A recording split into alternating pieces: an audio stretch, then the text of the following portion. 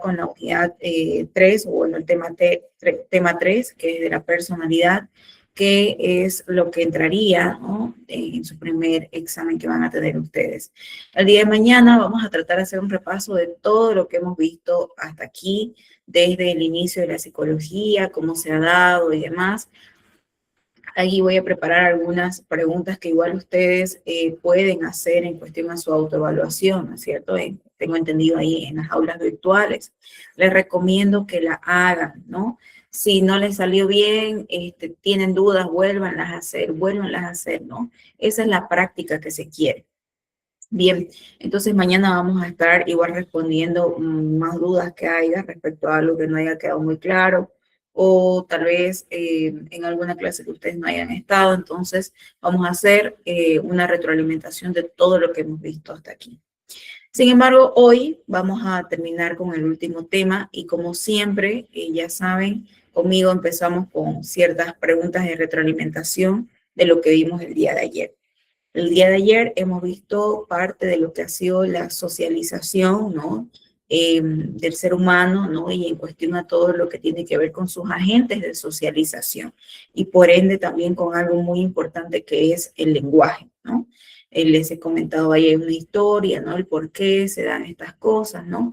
Incluso los componentes de una comunicación. Todo eso vamos a ver cómo está la retroalimentación. Entonces ahí les voy a pedir participación de ustedes. Voy a compartir mi pantalla en este momento.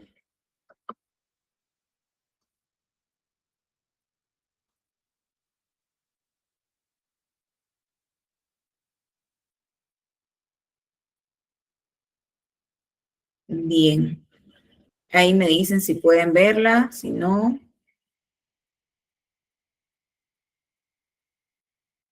¿Pueden verla mi pantalla? Sí. Están viendo las diapositivas, ¿verdad? ¿O no? Avísenme, por favor. Sí se ve, Lisa. Muy bien, muchas gracias ahí. Bien, entonces vamos a hacer, igual ahí cuando se pare o algo, porque a veces el internet nos falla, por favor avísenme. Es importante para mí y para ustedes que hagan o que me sigan, mejor dicho, en todo lo que vamos haciendo en cuestión a las diapositivas también, porque las imágenes son más importantes incluso, ¿no? Ahí nuestro sistema metacognitivo apropia más las imágenes. Bien, vamos con el repaso que les decía hace un momento, de todo lo que hemos visto el día de ayer. A ver, ¿cuál es la diferencia entre lo innato y lo adquirido? ¿Qué decíamos? ¿Quién me responde a eso? Lo innato es como por sí mismo, que nadie nos enseña, y lo adquirido lo que nos enseña o lo que adquirimos. Ya, muy bien. ¿Quién más quería decir ahí? Creo que una compañera. ¿Alguien más quiere agregar algo?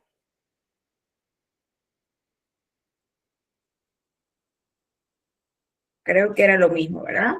Bien, exactamente, están en lo correcto. Lo innato son aquellas conductas, porque son conductas, ¿no?, que nadie nos enseña, que incluso son reflejos, bueno, como su mismo nombre lo dice, ¿no?, involuntarios también, ¿no? O sea, no es que pasó de manera consciente de que voy a llorar, digamos, no, o que el niño quiere comer, no. Por eso están muy ligados todas las conductas innatas con las necesidades fisiológicas, ¿no?, que ya hablábamos también en su momento. Y todo lo adquirido es todo lo que nosotros vamos aprendiendo, ¿no?, a lo largo de nuestra vida, que nos van enseñando incluso a cómo comportarnos, ¿no?, en el sentido de, si te hacen esto, tenés que ser así, digamos, ¿no? Y ahí una de las grandes preguntas, a veces medias capciosas, que puede haber, en el sentido de que las emociones serán innatas o adquiridas.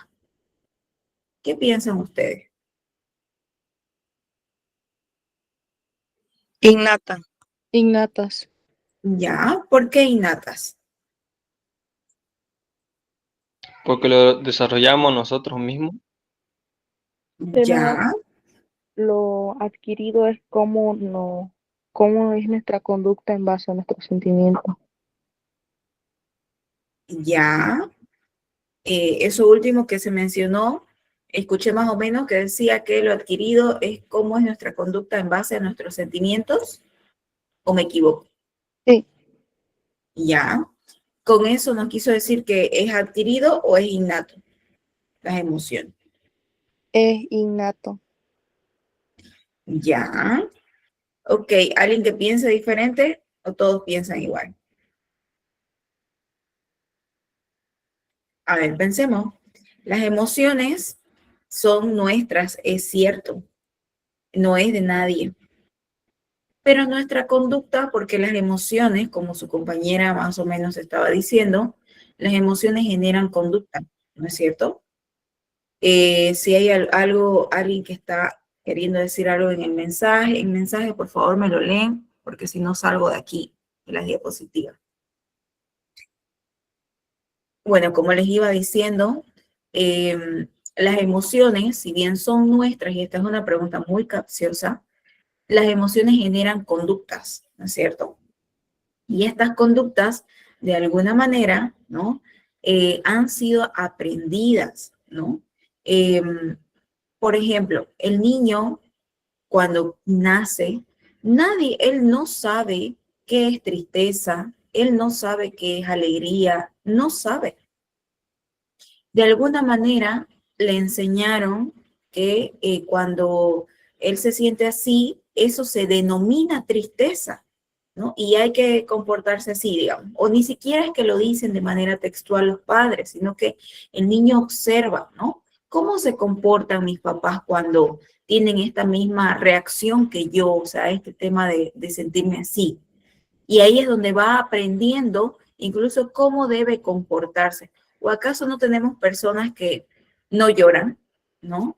Cuando están tristes y hay un bloqueo a veces emocional.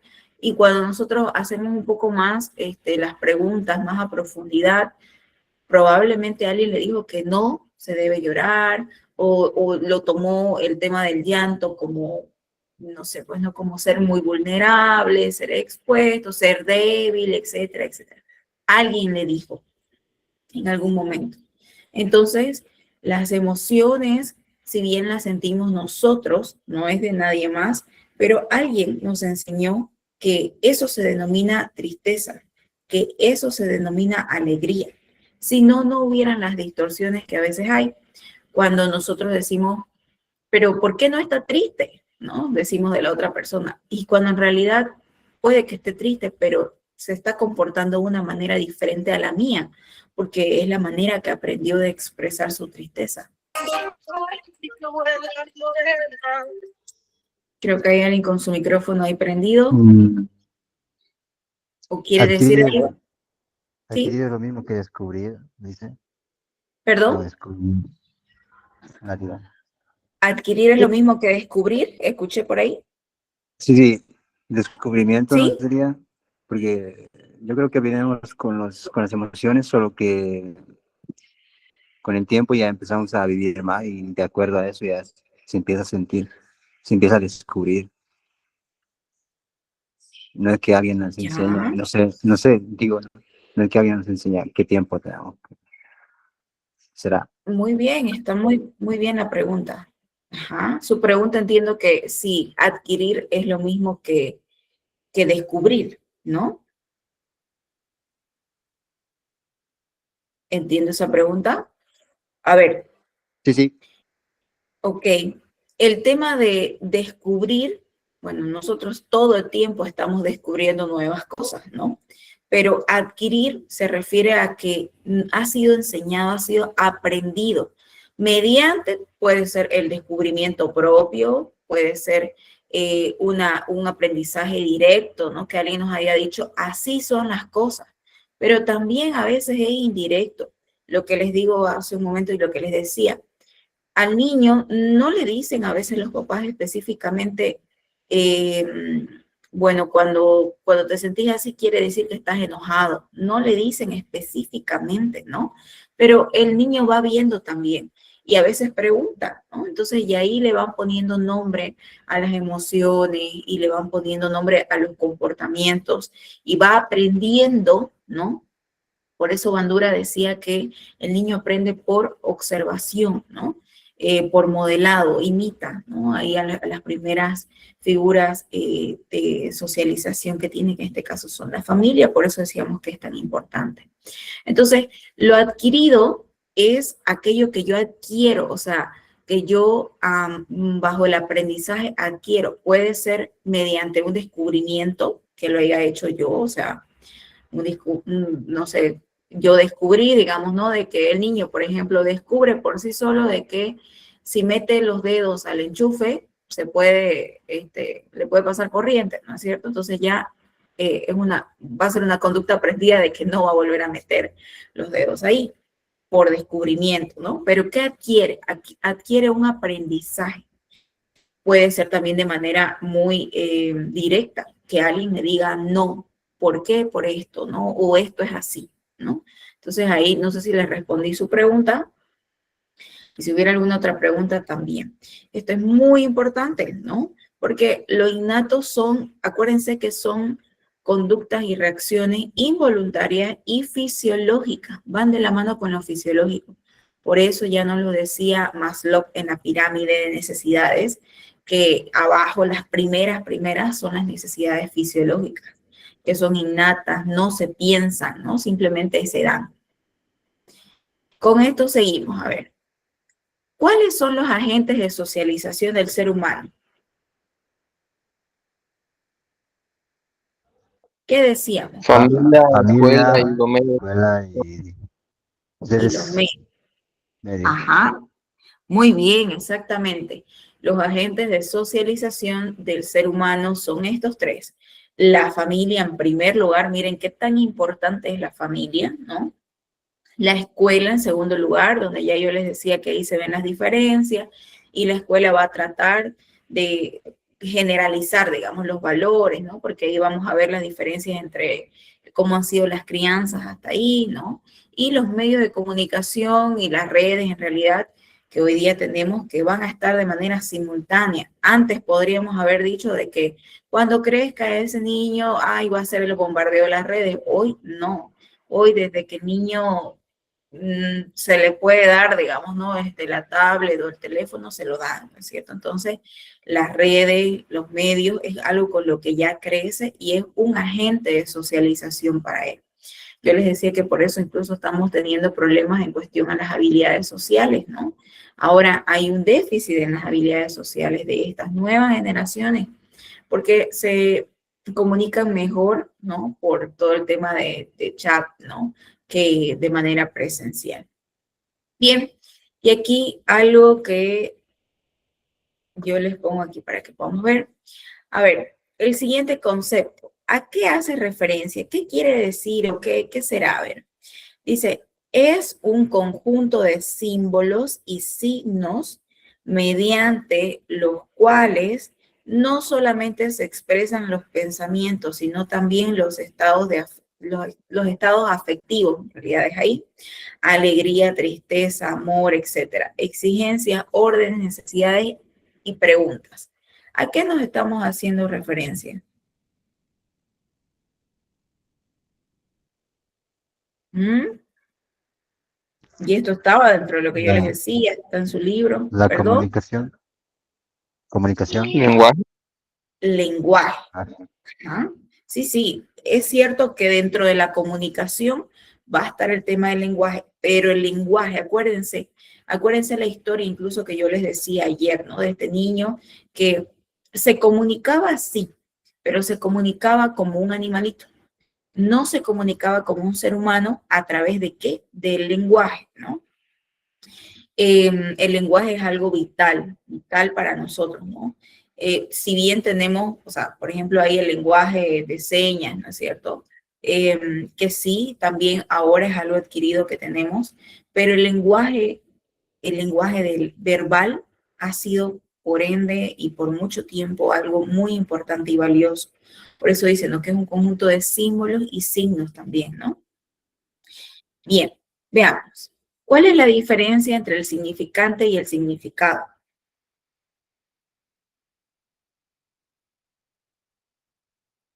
A ver, Que el significante puede ser letras por separado y el significado es lo que Se expresa todo junto.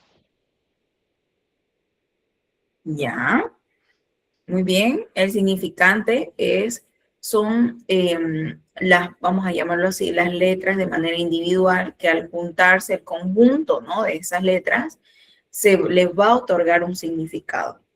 De ahí es donde yo les decía, la letra A por sí misma solita no significa nada, a no ser que yo la agrupe con otras más y de ahí le genere un significado, ¿no? Un valor. Es como si yo le estuviera diciendo, esto va a tener un valor cuando se junte con estas otras letras, ¿no? Más o menos así. ¿Cuáles son los elementos técnicos de la comunicación? A ver. Mensaje, código y canal, creo.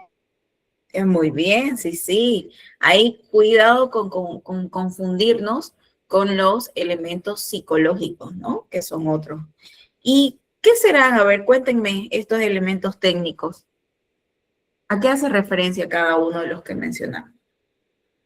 ¿Qué es el mensaje? ¿Qué es el canal? ¿Mm? ¿Qué será el mensaje? El ¿Qué mensaje es lo es? que queremos transmitir. Ajá, ya. Es lo que el emisor, ¿no?, va a armar, ese conjunto de signos y símbolos que va a armar para poder transmitir al receptor, ¿no es cierto? ¿Y el canal qué será? El medio por donde nos comunicamos. Muy bien, ¿no? Como yo les decía ayer, mi medio en este momento para comunicarme con ustedes es justamente, bueno, el internet y todo lo que estamos ahorita, la plataforma y demás. ¿Qué otros elementos técnicos hay en la comunicación?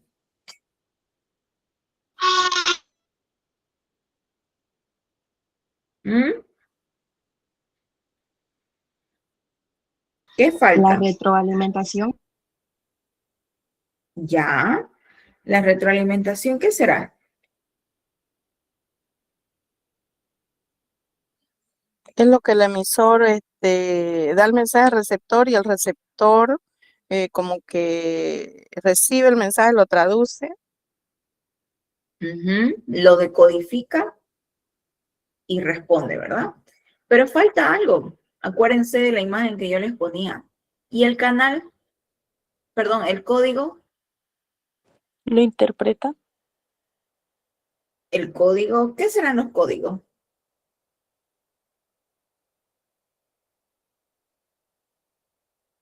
¿Mm? Es un elemento de Son, la comunicación, ¿sí? son los mensajes. Ya, a ver, vamos a ir a la imagen. Me gusta siempre poner en las imágenes. Aquí está. No se olviden nunca de esta imagen, ¿no? Los códigos son justamente, ¿no?, lo que va a utilizar el emisor, todo esto verbal y no verbal que va a planificar para generar esta bolita ahí, que va a ser el mensaje. Y el receptor va a decodificar, ¿no?, este mensaje de acuerdo a códigos de él mismo incluso. De ahí es donde se dan los problemas de comunicación, porque yo puedo entender una cosa y en realidad ella armó, no sé, me miró de esta manera, digamos, ¿no? Pero no era lo que yo estoy interpretando, digamos, ¿no? Para ella era otra cosa, ¿no? De ahí es donde se generan los problemas de comunicación, porque los códigos son bien propios de las personas, incluso el emisor tiene los códigos y el receptor decodifica de acuerdo también a lo que, a lo que él entiende, ¿no? O sea, yo puedo entender o sobreentender de que si me mira chueco es porque está molesta, digamos, cuando por ahí para el emisor no es así. Entonces, el código es algo muy importante. En realidad, miren que el mensaje no son los problemas de comunicación, sino que son los códigos. Por eso es que a veces no hay problemas grandes con nuestros amigos y demás, porque los códigos yo puedo interpretarlos de manera diferente. El mensaje no está mal, sino son los códigos. ¿Se entiende ahí ahora sí? Y ahí decíamos, ¿no? El canal que puede ser directo, indirecto y demás. Bien. ¿Y los elementos psicológicos cuáles eran entonces? Ya lo hemos pasado ahí. Emisor, receptor. Muy bien. Son justamente aquellos que atribuyen a un emisor y a un receptor, ¿no? A dos personas que se están comunicando. ¿Cuáles son las dos clases de motivación que existen? Decíamos que hay dos clases de motivación.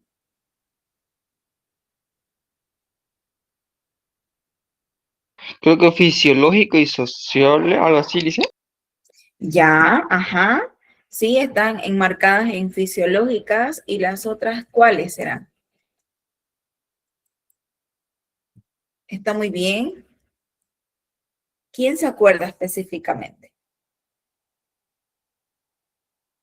Aquí voy a apelar a sus apuntes y a lo que han estado atentos. ¿Cómo fue la pregunta? Disculpe. ¿Cuáles son las dos clases de motivación que existen? Las unas son, sí, fisiológicas y las otras, ¿qué nombre llevan? Social. ¿Sociales? Sociales. Muy bien, exactamente, ¿no? Que ahí va a involucrar todo el tema de la socialización, por eso hemos visto los agentes de socialización, ¿no? Que son recontra importantes y que van a estar en la parte de arriba de lo que es la pirámide de Maslow. Muy bien.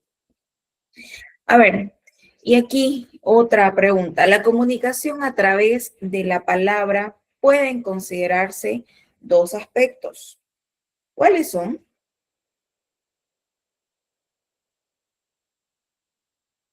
¿Cuáles son esos dos aspectos que se pueden considerar a través de la palabra?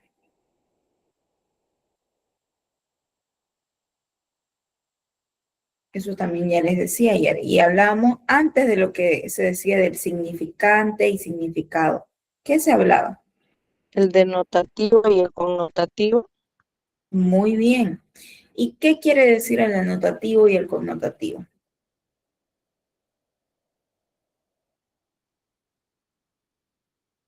¿Mm? El Cuando denotativo es como lo textual y lo connotativo es lo que se sobreentiende, ¿puede ser? ya, muy bien. El denotativo es la palabra en sí misma, ¿no? Que ya está formada y que tiene sí un significado ya. Miren que no estamos hablando todavía del tema lingüístico. El tema lingüístico es el significado del significante. Pero aquí estamos hablando de la comunicación a través de estos dos aspectos, ¿no? O sea, la palabra, ¿no? A través de estos dos aspectos. Y sí, luego de la palabra, justamente como yo les mostraba, diccionario, digamos, ¿no? Nosotros, ¿no? Le damos una interpretación, ¿no? Para mí puede ser azul, puedo imaginarme, no sé, un diccionario, no sé, pues, ¿no? De una marca específica, etcétera, ¿no? Entonces, lo que está entre líneas también, ¿no? Y nuevamente, por eso repito, son elementos claves, ¿no? De lo que se va dando en el tema del lenguaje. Bien, vamos a pasar hoy a lo que es la personalidad y para eso sí quiero mostrarles un breve video que nos va a permitir poder entender un poquito más. Ahí déjenme un momentito.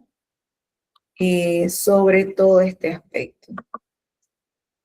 Bien, ahí les voy a pedir que por favor tomemos atención al video que les voy a compartir en este momento, porque nos lo dice de manera sencilla lo que es la personalidad, es algo este tema es muy apasionante, es parte clave de la psicología y vamos a ver de manera no tan extensa, pero sí cómo se inicia y qué es lo que sucede, qué es la personalidad en primer lugar. Bien. Les voy a compartir y me van a decir si lo escuchan cuando le dé reproducir. ¿Qué es la personalidad? Lo pueden escuchar, ¿verdad? Sí, se escucha. Muy bien, entonces escuchemos qué nos dice. Primero, si vamos a hablar de que hay personalidades que experimentan un problema psicológico, un trastorno, una forma maladaptativa de expresarse, tenemos que preguntarnos qué es la personalidad. Y la personalidad viene de la palabra persona en latín y prosopon en griego. Y ambas palabras quieren decir máscara. Como ustedes saben, para los griegos y para los romanos, el teatro era algo muy importante. Les permitía, a través de la máscara, poder expresar emociones, poder expresar experiencias, poder generar una realidad para que el espectador pudiera percibir lo que el artista estaba tratando de expresar a través de su actuación y a través de su máscara. La máscara a través de los años ha sido tan importante que hasta la fecha tiene lugares como en Venecia, por ejemplo, donde hay un día al año que se celebra el carnaval, discúlpenme, y todos van utilizando su máscara para ir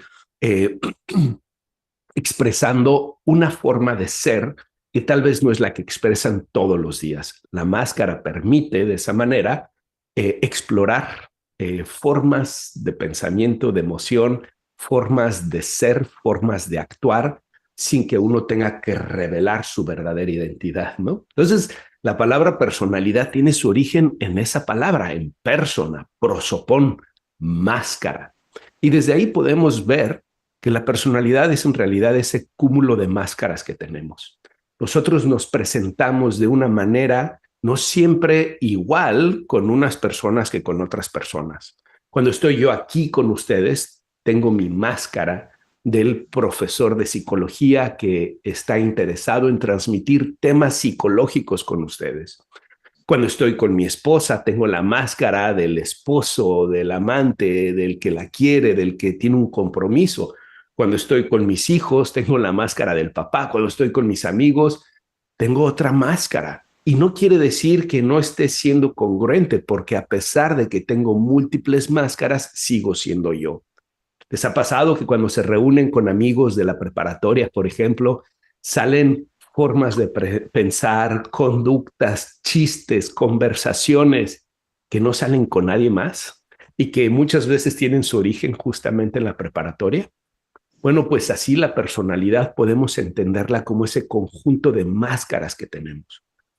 Tengo una pintura muy bonita de Rafael Coronel, que por aquí a los que están en YouTube les voy a poner la fotografía para que la puedan ver, de un personaje que está contemplando su máscara. Hay una historia detrás de esta serie de cuadros que hizo Rafael Coronel, hasta donde entiendo, no me consta, pero parece ser que Rafael Coronel entró en una etapa de depresión después de la muerte de su esposa y tuvo como estas imágenes a través de sueños con este personaje y todo gira alrededor de la máscara y la contemplación de la máscara para poder entonces contemplarse también a uno mismo.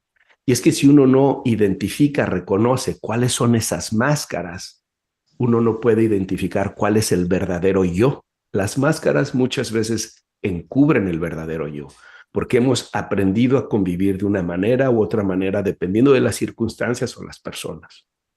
Por cierto, si alguna vez van a la ciudad de Zacatecas, les recomiendo ampliamente el Museo de Rafael Coronel y que vean la amplia colección de máscaras que tienen ahí de todas las culturas prehispánicas e indígenas en México. Y hay una colección extraordinaria, además de la colección de Rafael Coronel, en un lugar impresionante. Solía ser un monasterio que fue dañado en la Revolución.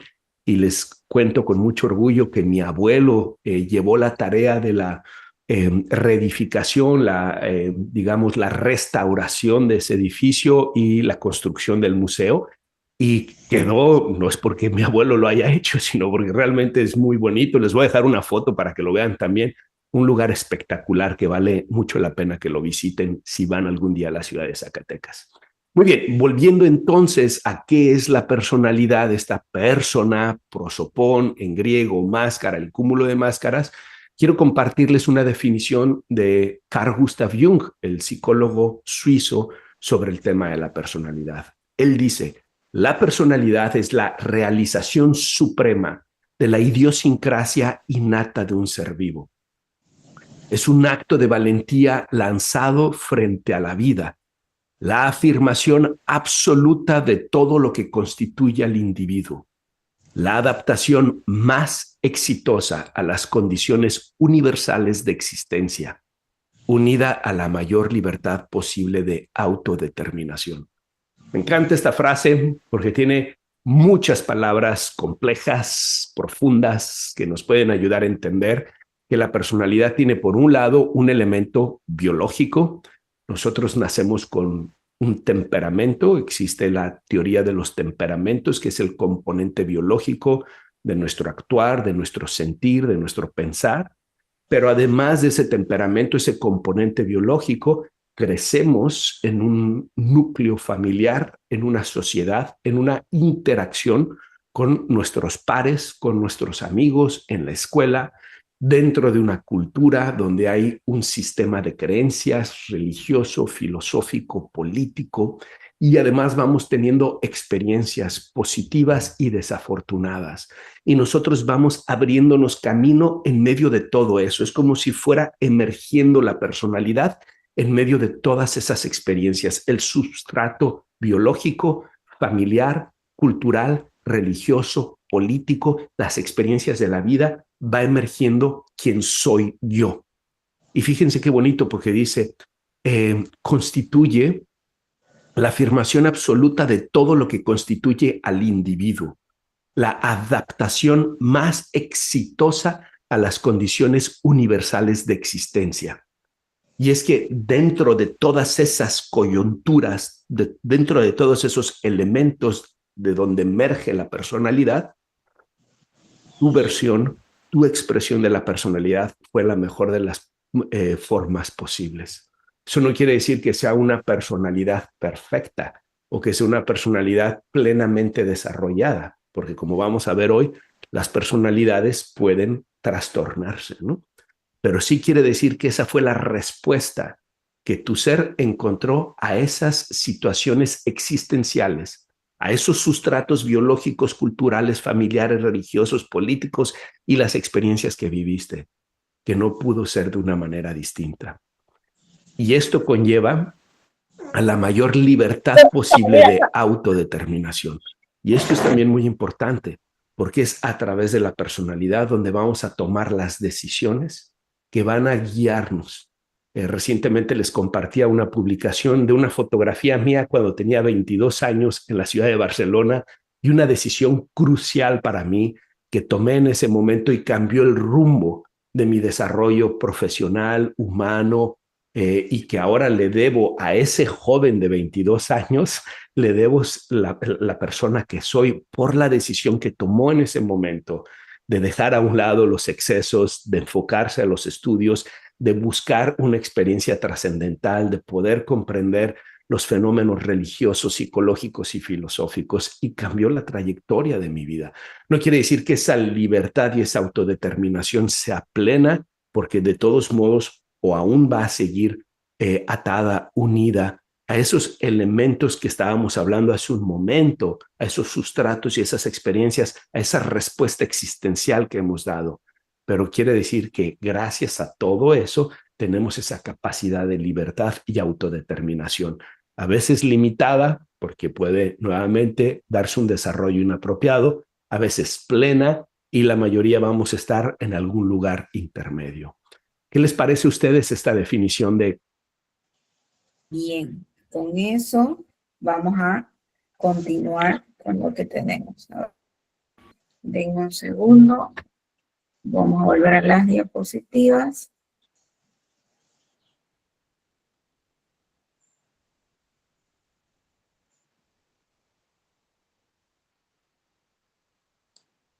Ahí me dicen si pueden ver. Sí lo ven, ¿verdad? Sí, veo que sí lo ven. Ok. Entonces vamos a lo que es la personalidad. ¿Han escuchado de dónde viene el tema de la personalidad, no? Que nos ha mencionado aquí justamente este psicólogo que habla acerca de la persona, ¿no? Esto es algo bien importante, ¿no? Personalidad viene justamente de persona, ya los antiguos griegos hablaban de las máscaras. Esto para que ustedes entiendan lo que significa en sí personalidad, ¿no? Son las máscaras con las que nosotros podemos personificar, van a decir, ¿no?, algunos autores, ciertas formas de comunicarnos, conductas, porque ustedes no son totalmente los mismos en un ámbito académico como con su familia, con sus amigos, ¿no? Entonces, de ahí es donde viene el término de personalidad. Bien, veamos un poco lo que menciona en cuestión a el libro, ¿no? Las tipologías, ¿no? Entre los médicos y filósofos de la antigüedad también se mantenía la opinión de que las características psíquicas guardaban estrecha relación con los elementos físicos constitutivos de la persona. Ahí les voy a pedir sus audios, sus micrófonos, mejor dicho, por favor, que puedan ver, ¿no?, para que no pueda interrumpir la clase. Bueno, y menciona, ¿no?, es el punto de partida de las teorías tipológicas que fueron los primeros intentos de clasificar la personalidad. A ver, antiguamente, como se estaba queriendo ver lo que era la personalidad, todavía no se conocía como hoy lo conocemos. Entonces empezaron los filósofos y los médicos de la antigüedad a decir que las características psíquicas guardaban mucha relación con el tema fisiológico, ¿no? El cómo nos vemos nosotros. Y ahí es donde vamos a ver las primeras clasificaciones que se hicieron. Noción de tipo. ¿Qué quiere decir tipo? ¿No? Porque ahí empezaron a hablar las tipologías.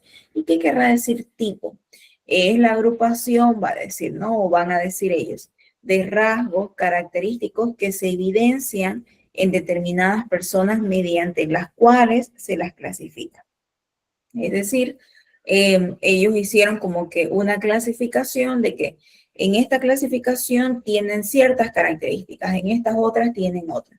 Hoy podemos decir que más o menos también tenemos una clasificación parecida, ¿no? Porque cuando decimos es introvertido, nos referimos a ciertas características, ¿no? Y bueno, pero aquí cuando iniciaron ellos a hablar sobre la personalidad y lo que es las tipologías y tipos, se referían a otra cosa, ¿no? Por eso dice que es especie de modelo, un conjunto de características físicas y psíquicas que implican cierta unidad. Vamos con los primeros.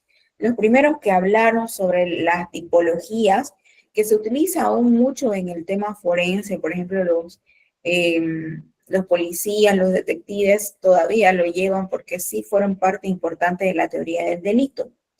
Habla Kretschmer, ¿no? Fue uno de los primeros, que va a decir que la tipología agrupa bajo un denominador común la característica preponderante de las personas, reuniendo y clasificando la gran variedad de rasgos corporales y comportamientos habituales que se manifiestan en el ser humano. Kretschmer va a decir que, acuérdense que la tipología estaba muy arraigada entre el cómo es físicamente, ¿no? Y por ende, ¿no? O sea, lo físico, por ende, nos lleva a sugerir, digamos, ¿no?, cómo va a ser en cuestión a sus comportamientos.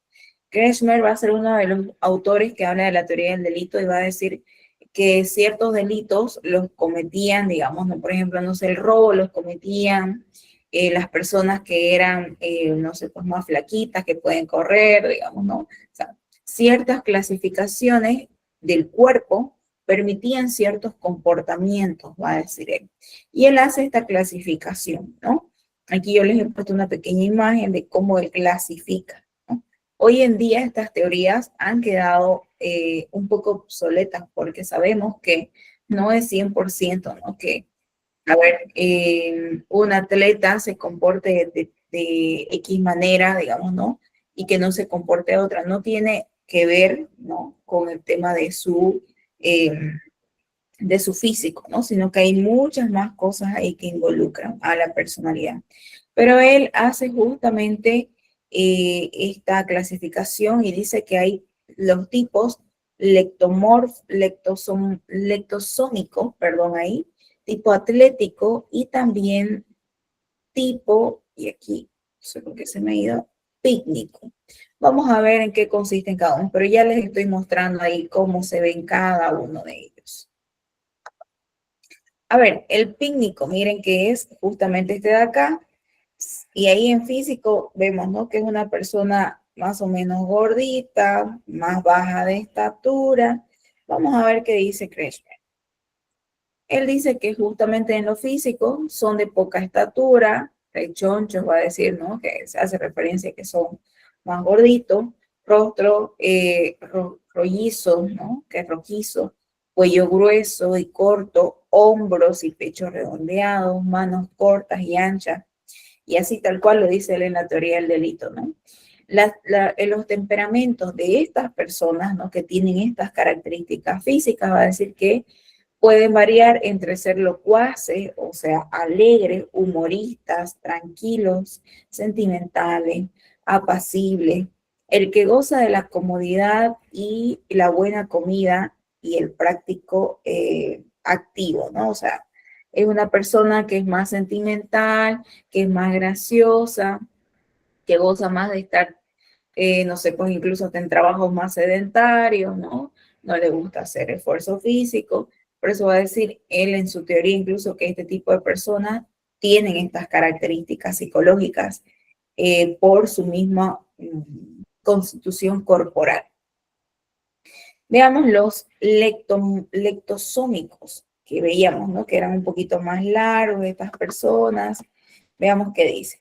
Él va a decir que justamente en el tema físico son altos y delgados, con un pecho relativamente estrecho, brazos y piernas delgadas, cara alargada y manos y pies estirados. ¿Y cómo van a decir que se comportan? Va a decir él que se caracterizan por ser tranquilos, reservados y poco sociables, sin sentido del humor, pueden ser tímidos, temerosos. ¿Sí? ¿Hay alguna pregunta por ahí?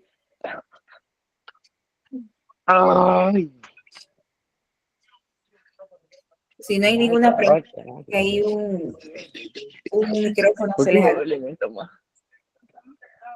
les encargo sus micrófonos, por favor. Ok, seguimos entonces, ¿no? Son temerosos, hipersensibles, también dóciles y sin ninguna forma de sensibilidad, van a decir. Por último, va a decir que está el tipo atlético, ¿no? Que en lo físico son personas que tienen que están muy desarrollados, ¿no? Su musculatura, los huesos, de estatura media o superior a la media, tienen los hombros anchos y todo el tórax está muy desarrollado, las extremidades son largas, siendo las piernas, dicen, ¿no? Sólidas y fuertes, aunque aparezcan delgadas en comparación con la parte superior del cuerpo. Pero, ¿cómo se comportan estas personas que están dentro del tipo atlético? Se caracterizan, va a decir Kretschmer, por ser reposados, ¿no? Pasivos, de afectividad estable, tenaces. Son personas que se ponen algo y lo hacen, ¿no? Por su misma adrenalina que llevan, ¿no? Son tranquilos, de poco hablar, de escasa imaginación y segura fuerza, ¿no? Si bien son tranquilos, va a decir él, pero sí son personas que ante un objetivo lo van a hacer. O sea, son personas que y por la misma adrenalina que llevan, ¿no? Físicamente, la musculatura y demás, van a ser personas que se movilicen ante las circunstancias de la vida. Estamos viendo, ¿no? Cómo fue surgiendo el tema de la personalidad, ¿no? Bueno, luego en el ámbito o en las teorías de la tipología apareció Sheldon, ¿no? Él, ¿no? Que era un médico también, habla acerca de una clasificación tipológica. Él va a decir casi lo mismo que Kretschmer, pero les va a llamar de manera diferente. Los va a llamar ectomorfo, mesomorfo y endomorfo. Y miren que se visualizan las mismas contexturas fisiológicas, pero con otros nombres. Va a decir que los endomorfos son, en el tema físico, los que predominan las formas redondeadas y las vísceras digestivas, ¿no? Lo temperamental básicamente es lo mismo, se caracterizan por ser lentos de reacción, un gusto por las comodidades, el placer en el comer, son tolerantes, sociabilidad baja, la influencia del alcohol también va a estar en ellos, la necesidad de otros en momentos difíciles, tendencia a la murmuración, placidez y tranquilidad. Incluso él va a decir que estas personas, miren a quién está llamando endomorfos, justamente va a ser a las personas más redondeadas, ¿no? Y más bajitas. Va a decir que incluso por el tema de la autoestima necesita a los demás, porque no hay seguridad en sí mismo y todo lo demás. Los mesomorfos va a decir que físicamente predominan la estructura somática, huesos, músculos y tejidos conjuntivos, es lo que más se ve. Veíamos, ¿no?, las personas alargadas, ¿no? En lo temperamental se caracterizan porque duermen poco, deseo por dominar, necesidades de acción, gusto por las actividades físicas, extraversión, modales directos y atrevidos, agresividad baja, influencia del alcohol también, gusto por el riesgo y el azar, van a ser características muy arraigadas de esta contextura física. Luego, por último, están los ectomorfos, ¿no? Que va a decir que físicamente predomina el cerebro, ¿no? Delicadeza de todo el cuerpo, extremidades largas, son lo que llamaba Kretschmer como los atléticos, ¿no?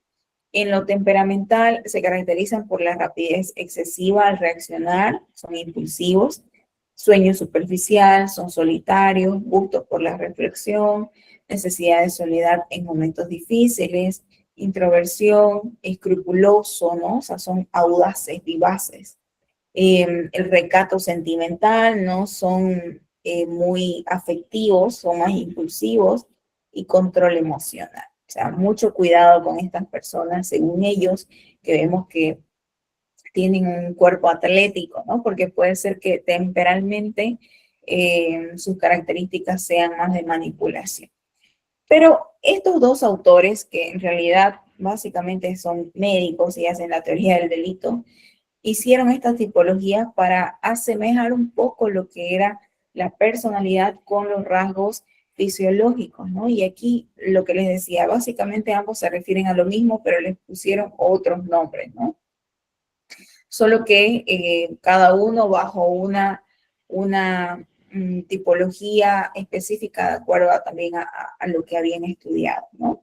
Y las características de personalidad que ellos le atribuyen justamente. Hoy en día se ha observado que los tipos puros son minoría y la relación entre somatotipo, es decir, ¿no?, lo que justamente se está mostrando en cuestión a lo somático, ¿no?, y el temperamento presentan más excepciones que aciertos. O sea, lo que yo les decía, hoy estas teorías no son válidas al 100%. ¿Por qué? ¿Acaso una persona que es gordita, digamos, ¿no?, que según ellos sería una persona más estratégica, ¿no?, y que no pudiera robar, digamos, no sé, un reloj, digamos, ¿no? ¿Acaso se da? No. También es posible que esta persona media gordita pueda robar un reloj, digamos, ¿no? O utilizar otras estrategias, sí. Pero no es un 100% que el cuerpo, es decir, las características fisiológicas, van a determinar las características psicológicas de la personalidad. Hoy lo sabemos. Hoy hay que tener en cuenta, por eso dice, los factores ambientales e históricos, cómo influyen en la personalidad y lo que ya les decía en el video. Por ende, ¿qué será la personalidad? La personalidad es la estructura psicobiológica social. Ese es el concepto que hoy tenemos y que ustedes deben tenerlo también. Es la estructura psicobiológica social, no solo psicológica, no solo biológica, ni tampoco solo social, sino que es una agrupación de las tres, ¿no?, que cada ser humano posee, integrándose en una totalidad, ¿no? Por eso somos seres dimensionales, ¿no? O sea, no solamente somos una cosa, sino que la agrupación de varias. Esta estructura la alcanza la persona a través de su evolución desde la infancia hasta la madurez, con todo lo que hemos ido viendo, ¿no? Cómo va creciendo, hemos visto incluso las teorías en el momento de Piaget, ¿no? ¿Qué van diciendo del niño? ¿Cómo van descubriendo el mundo? hasta la madurez, va creando también lo que es la personalidad. Se constituye sobre la base de los factores hereditarios, y ya lo decía en el video, ¿no? Que tenemos un factor hereditario que él denominaba temperamento, ¿no? Principalmente manifestados en su constitución física y orgánica y por la activa relación del individuo con las personas de su ambiente familiar, cultural y social, ¿no? Bien, dentro de los factores hereditarios, como bien ya se hablaba en el video, justamente vamos a atribuir a los factores hereditarios aquella herencia, ¿no? Que es la transmisión de ciertos rasgos y características de un individuo a sus descendientes mediante la reproducción. Es decir, ustedes en la configuración de su personalidad también han intervenido factores hereditarios que se ha dado en justamente en la concepción que ha habido, ¿no?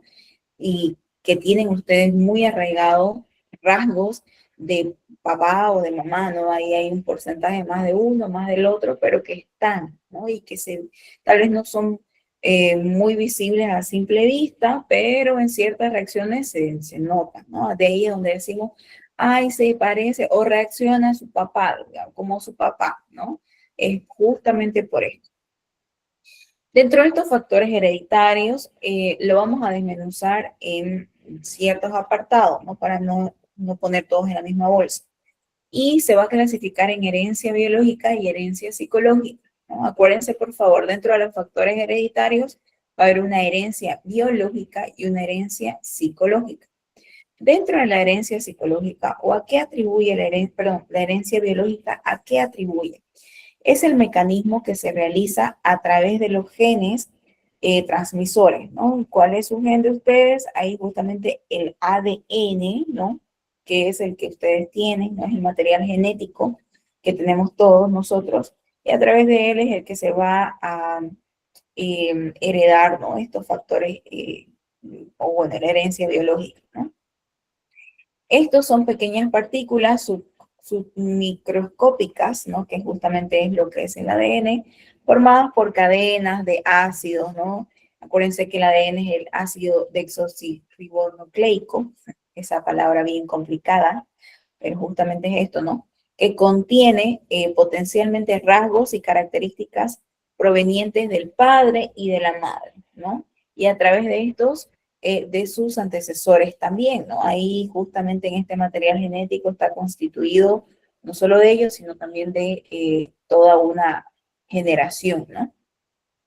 Bueno, la herencia biológica, de ella depende también, ¿no? La constitución orgánica y el temperamento, lo que ya nos lo iba diciendo en el video y también yo ya les mencionaba, ¿no? En cuestión a la constitución orgánica, va a decir que se refiere al aspecto corporal, ¿no? Externo de los seres humanos.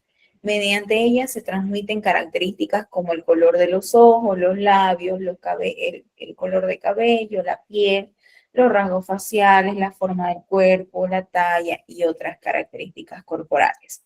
Por ejemplo, repito aquí nuevamente, ¿no? Cuando un niño se parece más, físicamente, ¿no? A un papá, no se le dice, no, ay, te pareces, o se parece más al papá, digamos, ¿no? Entonces, aquí van a ser justamente la constitución orgánica.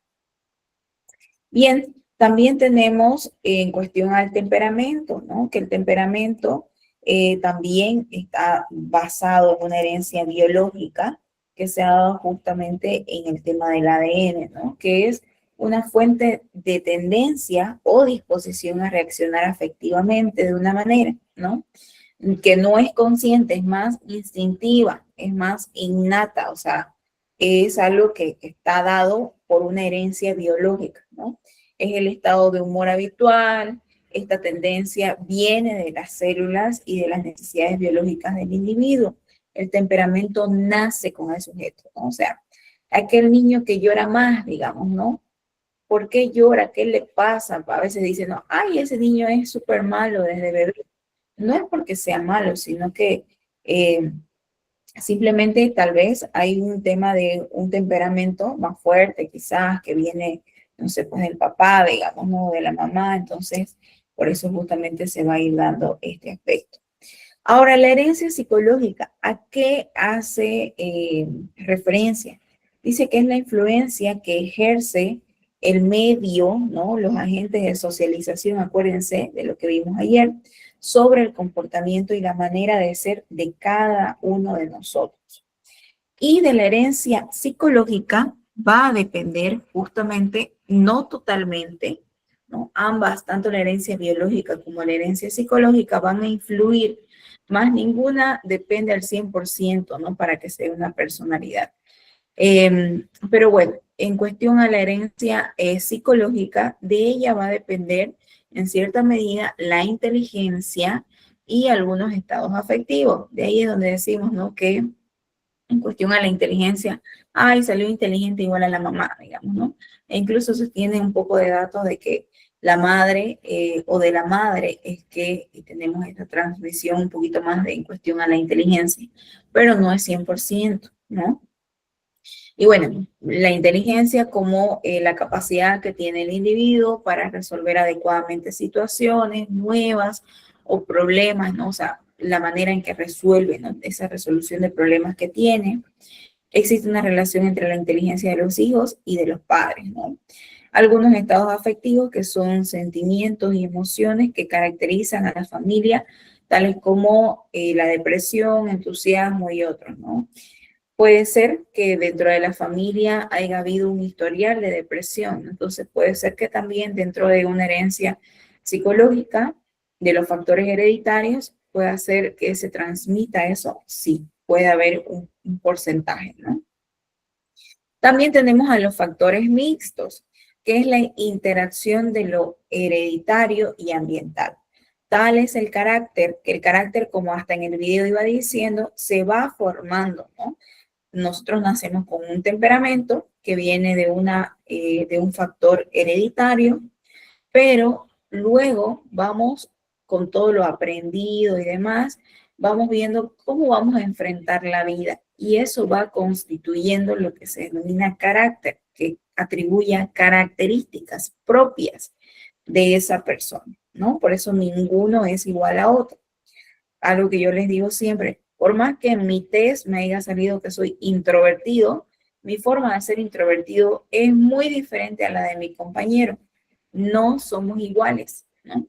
Eso es algo muy importante. Por eso ahí les decía, no se debe confundir carácter con temperamento. El temperamento es algo más que viene heredado, más biológico, y el carácter es algo que se va atribuyendo a medida del tiempo, ¿no? Factores ambientales. Se ha comprobado que las influencias que recibe el embrión, ¿no? En el claustro, o sea, materno, todo cuando está ahí protegido, le afectan, claro que sí. Ejemplo, la alimentación de la madre, enfermedades de la madre. Por ejemplo, cuando la madre tiene un rechazo por el bebé, es un factor que va a interferir en el desarrollo de la personalidad, claro que sí, porque desde ya, desde antes de nacer, ese niño está sintiendo, o ese bebé, está sintiendo un rechazo que va a afectar psicológicamente, sí, e incluso a veces biológicamente, ¿no? Vemos, no es por nada que vemos justamente estos bebés que tienen bajo peso al nacer, ¿no? Entonces, ¿qué ha sucedido? ¿No? Ha habido una influencia ahí del ambiente. Los factores ambientales, por ende, son importantísimos, ¿no? Y se entiende por factores ambientales a lo siguiente: al tema del ambiente físico, al ambiente social y al ambiente cultural, ¿no? Todo lo que nosotros vamos interactuando, ¿no?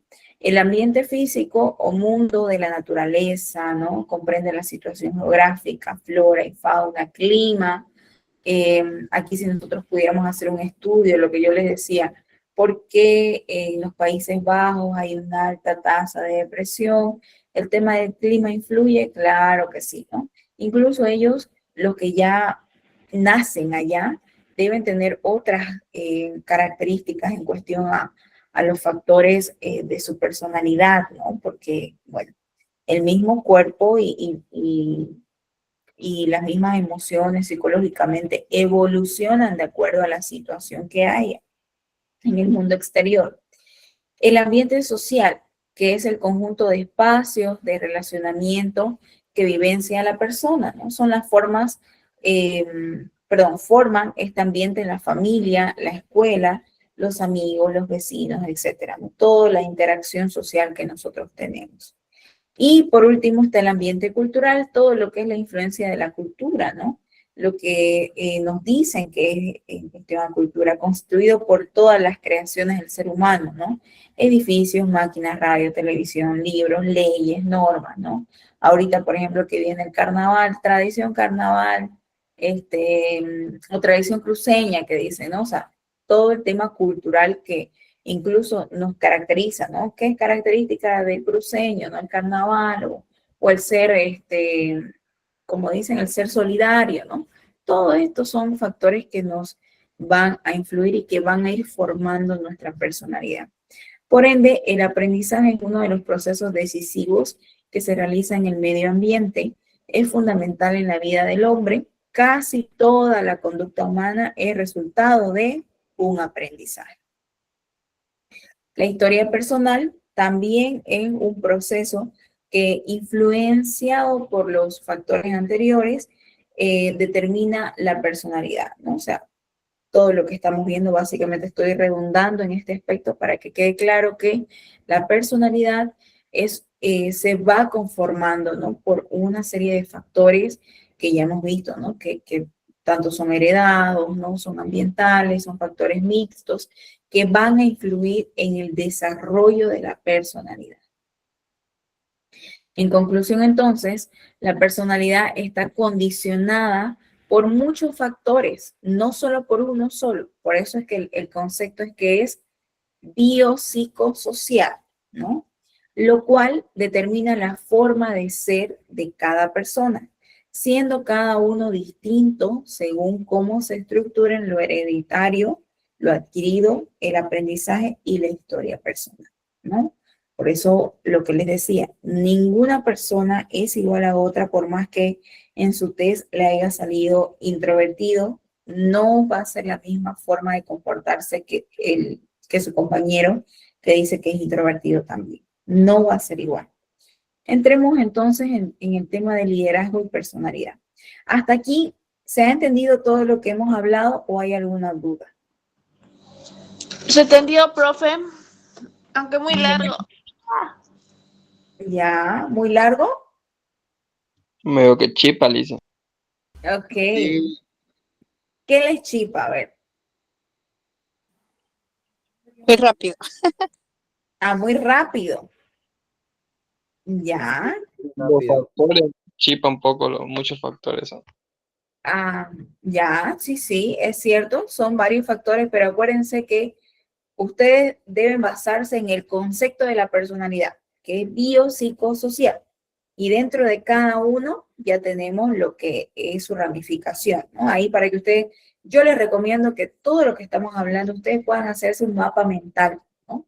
Para que puedan, porque básicamente esto es cuestión de partes, ¿no? Estamos viendo las partes de cada uno, estamos desmenuzando, ¿no? Entonces, del concepto de lo que es la personalidad, ¿no? Que es el conjunto biopsicosocial, que viene dentro de lo bio, que viene dentro de lo psico, que viene dentro de lo social, ¿no? Para que ustedes puedan tener una mejor apropiación ahí de los factores y entiendan todo esto. Así, si les llega una pregunta, ustedes ya saben, ¿no? Lo primero que hablamos, sí, entiendo que es un poco más complejo el tema de las tipologías. Estos autores, bueno, le atribuyeron a un principio a que lo psicológico, o mejor dicho, lo biológico, daba por ende lo psicológico, ¿no? Pero hoy sabemos que no es así. Es una agrupación de 3 cosas. Biopsicosocial, que forma parte de la personalidad. Bien, si hay alguna duda, en algún momento me la hacen saber. Vamos a hablar un poquito de este aspecto del liderazgo y la personalidad. Creo que va a ser uno de los subtemas que les va a gustar un poco más. Y luego vamos a dar paso a preguntas. Ya, si no nos alcanza el tiempo, mañana concluimos la primera parte y luego vamos a repasar todo lo que hemos visto hasta aquí, porque ya ustedes tienen que estar súper preparados para su examen. Bueno, en cuestión a liderazgo y personalidad, ¿qué es un líder? Y esto ustedes ya lo han visto, ¿no? El líder es el que posee ciertas características personales que lo convierten en guía, ¿no? Coordinador, y además es atrayente a los demás. en el grupo, perdón, es el grupo el que lo reclama, el que se da cuenta de que la necesidad de una dirección, de la necesidad de un líder para administrar, distribuir trabajos y responsabilidades. Y en realidad esto es cierto, es algo innato del ser humano. ¿Acaso cuando no nos ponen en un grupo, uno espera a ver quién es el que se va a levantar a dirigir? Y si nosotros tenemos características de liderazgo, muy probablemente seamos nosotros los que vamos a decir, bueno, ya, nos vamos a repartir las partes. A vos te va a tocar de tal página a tal página, a mí de tal página a tal página y así, ¿no? Son características de liderazgo que van a formar parte de nuestra personalidad. A ver, ¿es lo mismo un líder y un jefe? No. ¿Qué No, pasa con el jefe y qué pasa con el líder? El jefe manda y el líder enseña. Muy bien. Al jefe no le interesa, ¿no? Su equipo le interesan los objetivos y ya. ¿Y el líder qué le interesa?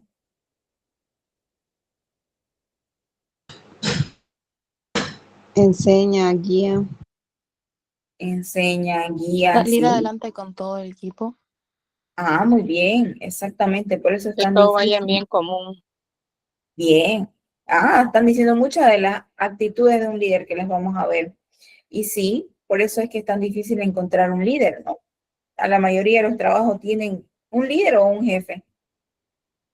jefe. Un Jefe. jefe, exactamente. Y por eso, ¿no? El líder tiene el carisma, ¿no? La atracción. El jefe puede inspirar respeto, pero con cierta, una barrera que se nota, se siente, ¿no? El líder en la mayoría de los grupos existe por lo menos virtualmente, ¿no? O sea, cada cierta cantidad de personas tiene una o más con características de líder, ¿no? De liderazgo. Si bien no todos somos líderes, pero tenemos ciertas características que sí atribuyen a un liderazgo, ¿no? Que pueden salir en ciertas situaciones. Eso nos habla la teoría de la personalidad. Un líder es todo individuo que, gracias a su personalidad, dirige a un grupo social con la participación espontánea de sus miembros. Y es justamente lo que ustedes decían. No es un jefe, no es aquel que ya vamos a hacer esto y punto. No, sino que se preocupa y dice, a ver, lo podés hacer o en qué ayudo, ¿no? Tampoco sin dejarse de lado, ¿no? Sino que busca el bien común de todos y llegar a los objetivos, pero con todos, ¿no? El liderazgo es cuestión de personalidad, es decir, que el individuo debe tener carisma, ¿no? Son como que las características, ¿no?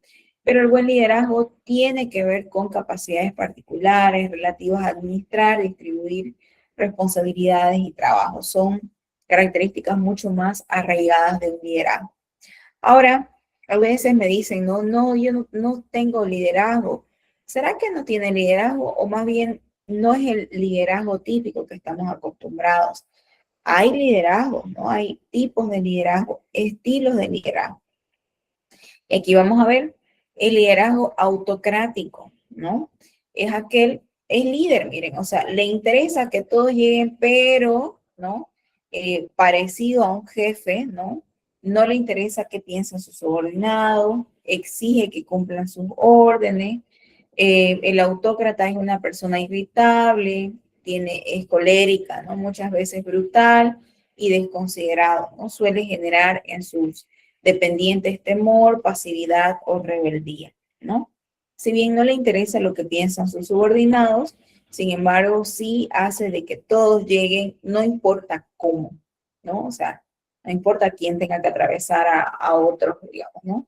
Pero le interesa que su equipo llegue, pero es autocrático, o sea, no me interesa si tienen que trabajar más horas, pero esto es así y punto, ¿no? El liderazgo, que aquí está justamente en inglés, laissez faire, ¿no? Que es dejar hacer y dejar pasar. Miren, ahí la imagen dice más, una imagen dice más que 1000 palabras, ¿no? Como quien se menciona. Y ahí justamente el líder no está haciendo nada, está ahí esperando que los demás vean cómo se la soluciona. No dan ninguna instrucción y cada uno de sus auxiliares y dependientes hacen lo que quieren o lo mejor que pueden, como entienden. Son esas típicas personas que después le dicen, pero si yo te dije, ¿no? O ¿por qué no tomaste la iniciativa vos? O esto ya deberías saberlo, digamos, ¿no? Pero ellos estaban ahí y dejan que las personas sobreentiendan y si se equivocan es su culpa de ellos por no preguntar, por etcétera, ¿no? Son personas de esta manera. Por último está el estilo democrático, que es el liderazgo al cual deberíamos nosotros no apuntar, ¿no? Que se puede desarrollar, ¿no? Que es el líder justamente que va a preguntar, se va a interesar por las dificultades que tenga mi equipo, ¿no? Mis subordinados. A ver, repartí estas partes, sí, pero ¿qué dicen ellos, no? O sea, ¿van a poder, no van a poder? ¿Qué hacemos, no? Con las dificultades que tenga alguno, ¿no? O sea, le interesa que haya una armonía, ¿no? Es muy difícil tener esto, ¿no? Y llegar a esto también, porque a veces las personas dicen, no se aprovechan de uno. No es que se aprovechen. El liderazgo democrático no quiere decir que sea un liderazgo, no sé, muy blandengue. No, también tiene directrices, ¿no? Pero sabe mediar esto, ¿ya? Eso es muy importante. Otras variedades de líderes, el maquiavélico, ¿no? Es un nombre muy, bueno, de una teoría muy antigua, pero que existe, ¿no? Y que ustedes deben saberla. Que el maquiavélico es este tipo de líder que es bastante especial, sus prácticas son básicas, son la intriga, la maniobra, o sea, es el típico hombre que hoy diríamos que es un narciso que encubierto, ¿no? Que es manipulador, ¿no? Que es pasivo-agresivo, ¿no? Ahí dice, miren, por lo tanto, evita reunir a todos sus subordinados, pero consulta con cada uno. O sea, es el que va a causar incluso ahí, ¿cómo se dice? No fue el nombre, pero va a causar como peleas, ¿no? Entre ellos mismos, ¿no? Y demás. El inestable, que tiene una personalidad con intereses variados, ¿no? Que no le permite profundizar en ninguno, o sea, a veces es ambivalente, a veces está, a veces no está. Aquella persona que a veces podés contarle algo y luego no, luego te pone una barrera, uno no sabe al final cómo va a reaccionar, ¿no? Son los liderazgos que hay. El paternalista que mantiene una actitud protectora, ¿no? A veces demasiado, es sobreprotector, que no deja que las demás personas hagan lo que tienen que hacer. Y según la psicología también tiene ahí un cierto, o sea, hay algo detrás, ¿no? Que le importa mucho la dependencia absoluta a él, porque aunque él esté mostrando que está haciendo algo positivo, ¿no? En realidad a veces no habla de un vacío en cuestión a una dependencia que quiero que ellos dependan de mí, digamos, ¿no?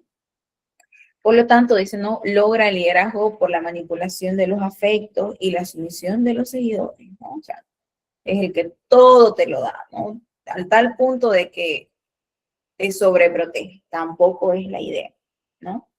Las actitudes de un líder son las que ustedes ya estaban diciendo, ¿no? La búsqueda de la unanimidad, todos, ¿no? O sea, llegar a un punto, si bien es complicado, porque todos tenemos diferentes puntos de vista, pero él tiene que mediar y dar una resolución. Tal vez no a todos les vaya a gustar, es cierto, por algo, pero por algo él está puesto en un papel de líder. Va a tomar la opinión de todos, pero va a dar un resultado, ¿no? Da el ejemplo, no es el que dice, bueno, hay que hacerlo y él es el que está hablando por teléfono, se sale. No, da el ejemplo, o sea, él también trabaja. El respeto al ser humano, ¿no? O sea, lo respeta, le habla bien, no con estas actitudes pasivo-agresivas que a veces hay en el lenguaje, ¿no? Hay una comprensión de los demás, o sea, los comprende, los escucha, pero sí, sin transgredir los límites que ha puesto él, ¿no? El autodominio, ¿no? O sea, todo el tiempo él se está regulando para no estallar porque es complicado trabajar con personas, ¿no? Bien, ¿Hasta ahí hay alguna pregunta acerca del tema del liderazgo? Lisa, ¿puede volver a los primeros liderazgos? Claro. ¿Esto de acá? ¿Los estilos de liderazgo? Sí. Ok. Bueno, básicamente estos estilos de liderazgo son los que ustedes ya me imagino que conocen, son los más típicos, ¿no? El autocrático, el liderazgo laissez-faire, ¿no? Que es el dejar hacer y dejar pasar, que en realidad es un liderazgo que parece ser como, ay, no, es el típico líder que no nos va a decir nada, pero después cuando algo sale mal, sí, nos dice, ¿no? Y nos dice, pero ¿y cómo no hiciste? ¿O por qué no hiciste? O velo vos. Y después también nos trata, ¿no? Entonces, es un liderazgo peligroso también, ¿no? Para los subordinados. En ambos liderazgos, los subordinados viven en un constante estrés. Y ahí atribuyendo un poco al tema del sistema nervioso, ¿cuál será que está activo? ¿El simpático o el parasimpático en los subordinados? El simpático. Muy bien, exactamente, ¿no? Ahí ya tienen que estar apropiándose de los conceptos. Imagínense, estos subordinados están con un sistema nervioso simpático totalmente activado todo el tiempo, ¿no? ¿Perdón? Debería ser lo contrario de simpático. Ah, sí, exactamente, ¿no? Pero es justamente así. Y ahí para que vayan apropiándose de los conceptos. Bien, entonces, bueno, ya esto es lo que hemos visto, ¿no? Aquí brevemente les voy a hacer la introducción a esto antes que se nos acabe el tiempo, ¿no? Pero esto es algo que ya sabemos también, el desarrollo de la personalidad es desde la primera infancia, lo hemos visto con las escuelas, ¿no? Cómo cada autor incluso va a decir desde su propia perspectiva, ¿no? Cómo ha sido el desarrollo de la niñez. Acuérdense a Freud, ¿no? Con sus teorías del complejo de Edipo, ¿no? Piaget no va a decir complejo de Edipo, va a decir otra cosa, ¿no? En cuestión al aprendizaje, ¿no? Entonces, cada autor tiene su perspectiva. Pero sabemos que el desarrollo de la personalidad nos va a decir que es el producto, nuestra personalidad es el producto de un proceso en el que intervienen, además de los factores innatos, ¿no? Los factores del carácter adquiridos, ¿no?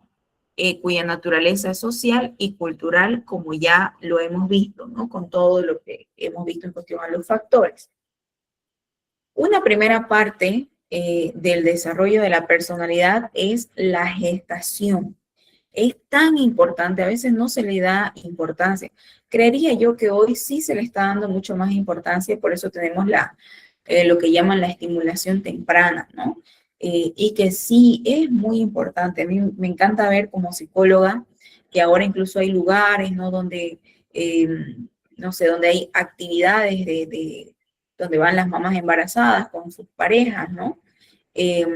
Y hacen esta estimulación porque es recontra importante. Años antes no se le daba tanta importancia a la gestación, al proceso de la maternidad, cuando en realidad sí son las primeras interacciones en cuestión a cómo el niño siente, ¿no? Lo que la madre le está transmitiendo. Y va desarrollando, claro que sí, va desarrollando, ¿no? Desde el momento de la gestación, por eso dice, hasta el nacimiento del ser humano, en formación, recibe influencias biológicas que van determinando su estado de ser físico, ¿no? Lo que les decía, un niño que incluso la mamá lo rechaza, no puede que, y se ha visto, ¿no? Que tiene bajo peso al nacer, hay problemas ahí, ¿no? Así también va experimentando sensaciones que conformarán posteriormente la estructura de su personalidad. Para que vayamos viendo un poquito, ¿no? Y yo creo que nos vamos a quedar en esta parte para ver si hay alguna duda. La primera infancia, otra de las etapas recontra importantes, ¿no? El niño ha nacido y se encuentra en la primera infancia, con los primeros agentes de socialización, que son ¿quiénes? La familia. La familia. Muy bien, aquí todavía no está la escuela, ¿no? Acá todavía está la familia y durante el primer año, miren, de vida, cobra gran importancia la relación de la madre con el niño. Ya nos lo decía Freud, ¿no? Desde una manera diferente, pero sí es vital la importancia de la mamá con el niño, porque es la cuidadora, ¿no? La que va a suplir sus necesidades, ¿no?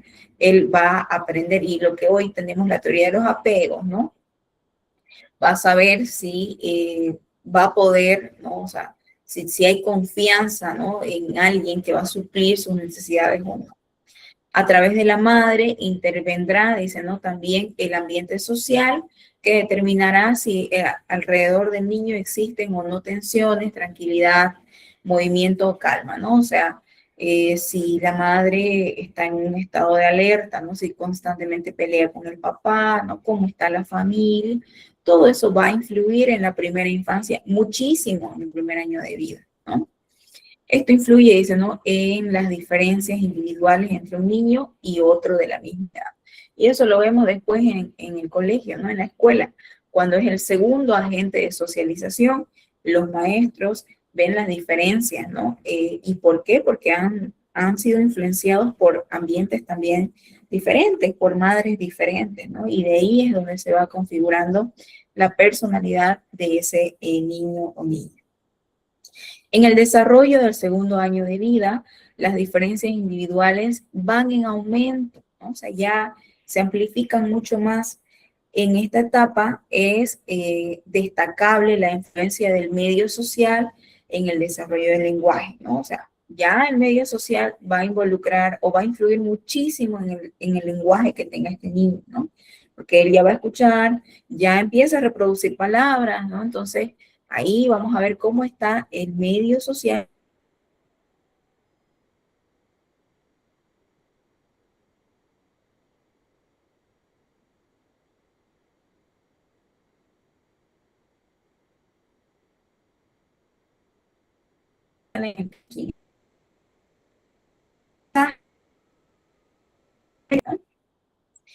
A través de ella es que adquiere no solo los hábitos, sino también las actitudes, las opiniones, su forma de pensar y la cultura con sus diversas costumbres. ¿Hay alguna duda ahí?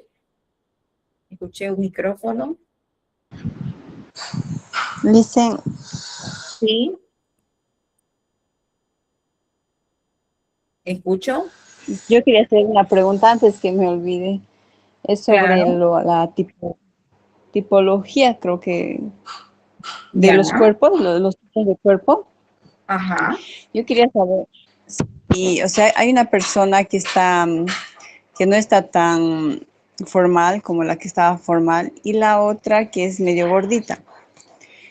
¿No ve? Ya. Esos tres tipos, usted dijo que las características de... creo que era un PDF más antes. Allá las de Sheldon. Esa, ajá.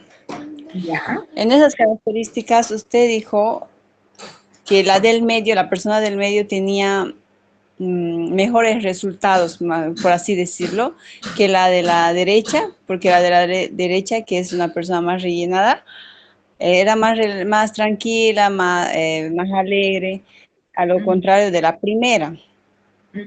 Entonces, si nosotros, o sea, para tener resultados en la vida, tendríamos que estar en el estado de la persona del medio, o sea, practicar actividad física.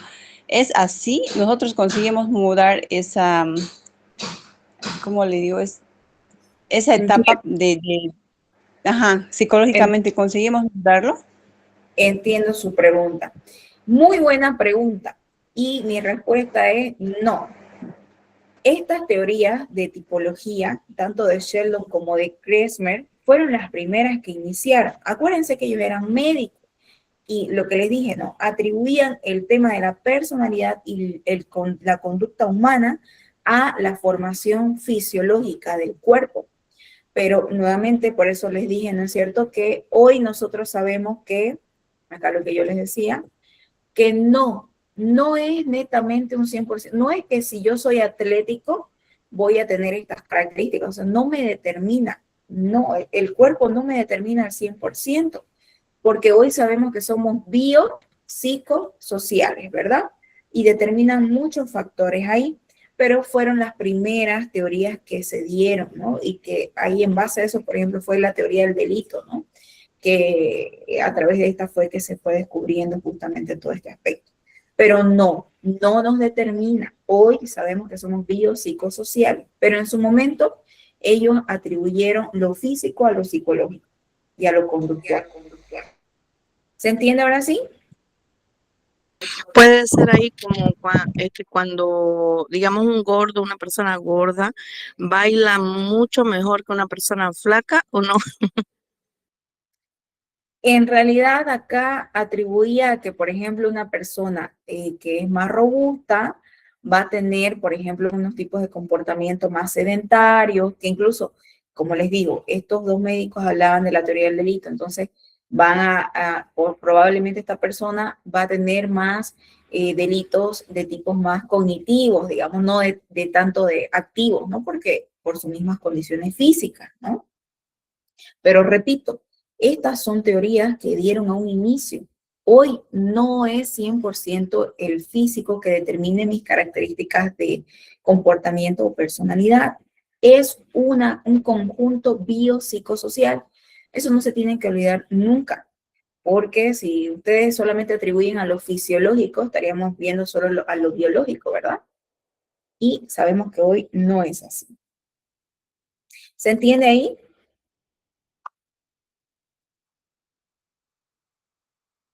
Y ahí creo que ya nos estamos pasando con el tiempo, pero es bastante interesante todo este tema de la personalidad, ¿no?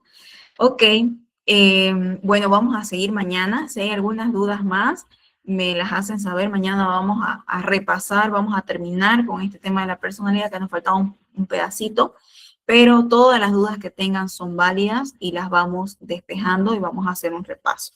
Con esto me despido, jóvenes, para que puedan ingresar a su próxima clase.